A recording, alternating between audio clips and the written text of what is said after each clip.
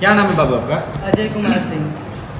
अजय, कहाँ घर है आपका? पिपरा डिभोलिया। अच्छा, ये कहाँ पड़ता है पिपरा? टारी गांव आसपास। अच्छा, ठीक है। कौन से स्कूल में पढ़ते थे अभी? Limro public school. अच्छा, इस स्कूल में एजुकेशन और सिस्टम की बात करें, किस तरह की शिक्षा दी जाती है, यहाँ के टीचर्स कैसे हैं, और अगर बात की जाए तो शिक्षा का जो माहौल है, माहौल पे डिपेंड करता है कि यहाँ का माहौल कैसा है। मुझे अच्छा लगा, माहौल बहुत सही है, डिसिप्लिन। स्वागत है दोस्तों आपका हमारे चैनल में, और बता दें कि हमेशा से हमारा चैनल एजुकेशन को लेकर लगातार कार्य करता रहा है। सिवान में कहीं न कहीं जिस प्रकार से आपको बता दें कि आजकल नए नए स्कूल जो आ रहे हैं, कहीं ना कहीं और ख़ास बात यह है कि सिवान शहर का छोटा ग्रामीण क्षेत्र के जो स्कूल हैं आजकल बड़े बड़े कार्य कर रहे हैं। हमारे बगल में एक लड़का बैठा हुआ है, यह लड़का CBSE 10th में 95% लाया है। कि कहीं ना कहीं 95% लाने के पीछे का कारण क्या है, कितनी मेहनत करनी पड़ी। और क्या नाम है बाबू आपका? अजय कुमार सिंह। अजय, कहाँ घर है आपका?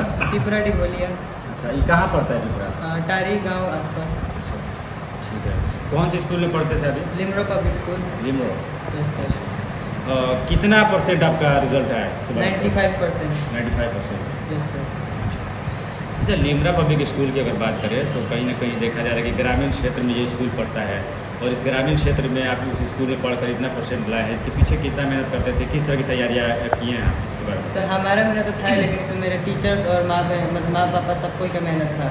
सबसे ज़्यादा मेरे टीचर्स का मेहनत था, क्योंकि जब भी मुझे कोई डाउट होता था तो मेरे टीचर सब चीज़ का डाउट का सोल्यूशन अचानक से बता देते थे, जल्द से जल्द।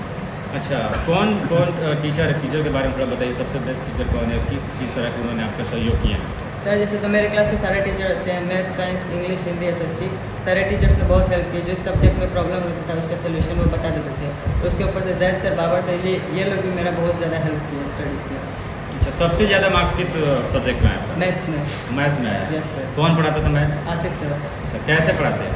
सर वो मैथ्स को मतलब जैसे प्रॉब्लम होता है तो वो फटाक से सोल्यूशन बता देते थे। उसके बाद जो भी डाउट होता है उसका आंसर बता के वो मतलब कि जैसे अगर डाउट होता था फ़ोन पे तो फ़ोन से ही पूछ सकते थे, वो बता देते थे।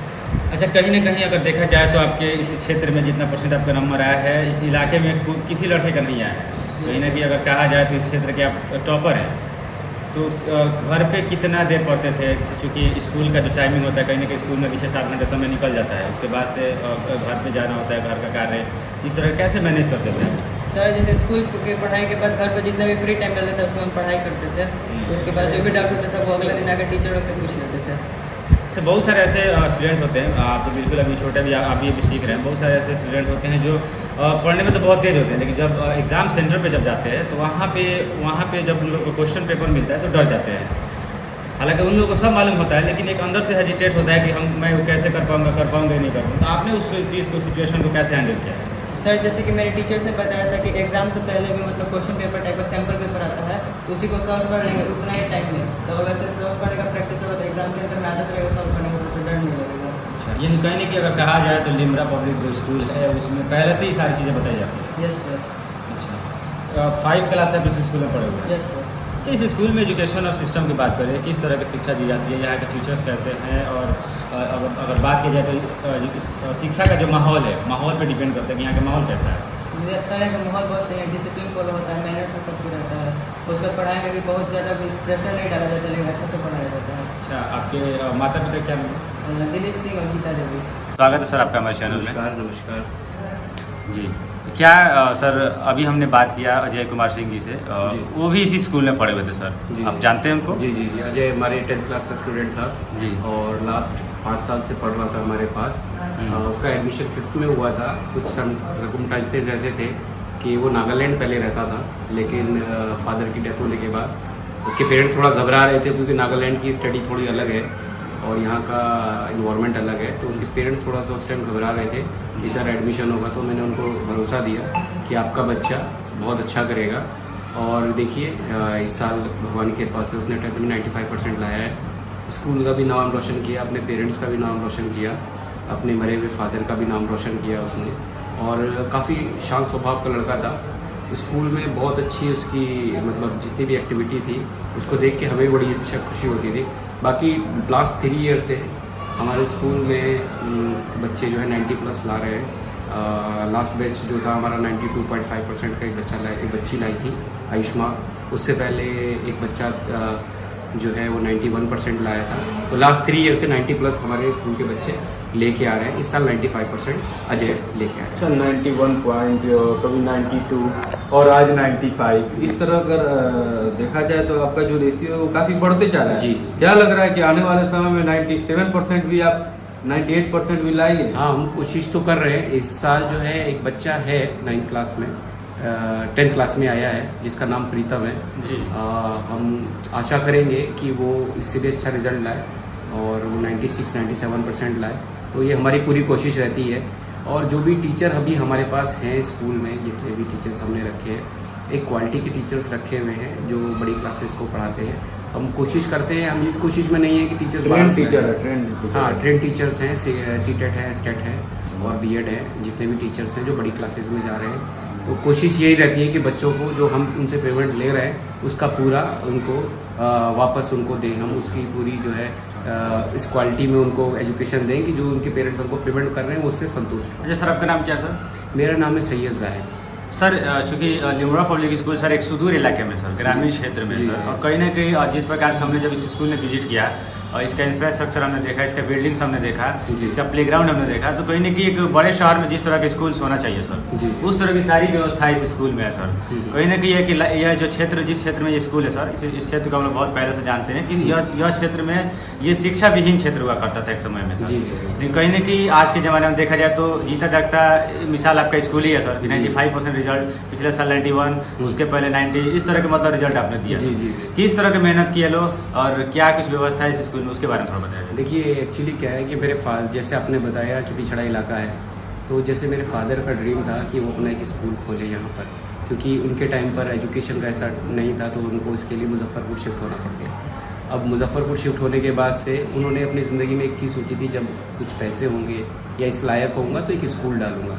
तो 2016 में ये स्कूल कंस्ट्रक्शन कंप्लीट होकर हमने ये स्कूल स्टार्ट किया। मैं खुद आर्किटेक्ट हूँ और मैंने इस बिल्डिंग को डिज़ाइन भी किया है।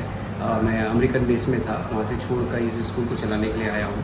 तो एज ए आर्किटेक्ट जो है मैंने इस बिल्डिंग को और कोशिश किया है, जो मैंने खुद दिल्ली में रह के पढ़ाई, क्योंकि मेरी बॉर्न दिल्ली की है, तो मैंने जैसे भी दिल्ली में अपने स्कूल्स में या देखा है उसी एजुकेशन सिस्टम को यहाँ डाला है। बिल्डिंग आर्किटेक्चर बहुत अच्छा है और कोशिश भी की है हमने कि हर साल कुछ ना कुछ उसमें सुधार करते जाए। हैंड राइटिंग आपकी स्वभाव को, आपके राइटिंग स्किल को, राइटिंग से भी पेरेंट जो आपकी कॉपी चेक कर रहा है वो खुश होकर अच्छे नंबर देता है, क्योंकि अगर राइटिंग अच्छी है तो वो आपके अच्छे स्किल को बताती है। तो राइटिंग पर बहुत डिपेंड करता है किसी भी बच्चे का कि वो कैसा, मतलब उसका एजुकेशन कैसा है। जी। अच्छा, आपके जो स्कूल है सर जी। एक गांव के इलाका में है। जी जी और इतना कुछ मेंटेनेंस करने के बाद जी। आप नहीं रखा है, तो बहुत ऐसे लोगों के मन में ऐसा भी तो ख्याल होगा कि काफ़ी महंगा होगा सर, या कि चार्ज ज़्यादा ले लेते होंगे आप। जी जी जी। कई लोग ऐसे होते हैं जिनके माइंड पे सेटअप रहता है कि भाई बिल्डिंग बड़ी है तो हमने ज़्यादा फीस ले, नहीं, हमने नॉमिनल फ़ीस ले रखी है जो ईजिली ग्रामीण क्षेत्र के लोग उस फीस को दे पाएँ।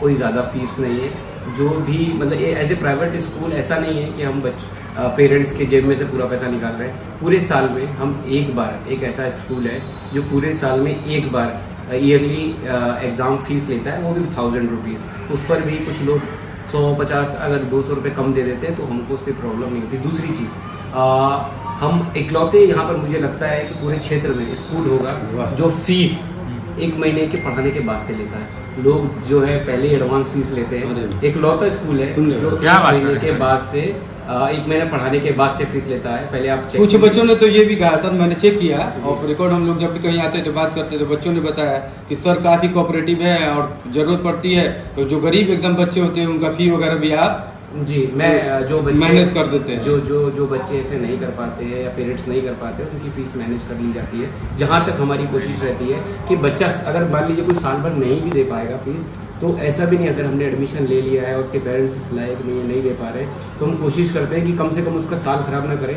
पूरा साल, बीच में जैसे कई स्कूल होते हैं पैसे नहीं आ रहे जी हटा दो, हमारे पास ऐसा नहीं है, पूरा साल कंप्लीट करोगे तभी हम हटाएंगे। हाँ, कंप्लीट पेमेंट तब मतलब उसके लिए हम नहीं रोकते हैं किसी को भी कि नहीं पेमेंट नहीं आ पाई है तो आपका साल ख़राब हो जाएगा, बीच मार्च में हटा देंगे, नहीं, पूरा ईयर कंप्लीट होने के बाद ही उनसे पेरेंट्स से बात करते हैं कि आप नहीं दे पा रहे, चलिए ठीक है आप दूसरी जगह। अपना नाम बता दीजिए। मेरा नाम है सैयद ज़ियाउल हसनैन और निक नेम है सैयद जाहिद। यहाँ लोग मुझे सैयद जाहिद अच्छा सर, सैयद जाहिद सर। सैयद जाहिद। क्या कुछ अपील करेंगे दर्शक पेरेंट्स से और अभिभावकों से? मैं पेरेंट्स से ये अपील करूंगा कि जैसे कुछ बच्चे क्या करते हैं कि 8th क्लास में थोड़ा सा रजिस्ट्रेशन फीस के चक्कर में बिहार बोर्ड में शिफ्ट हो जाते हैं। उन पेरेंट्स से मेरी अपील रहेगी कि आप लोग अगर बच्चे को सीबीएसई से पढ़ा रहे हैं तो 10th 12th तक सीबीएसई से ही पढ़ाएं, ताकि उनका जो है ना माइंड सेटअप एक माइंड सेट पे वो चले।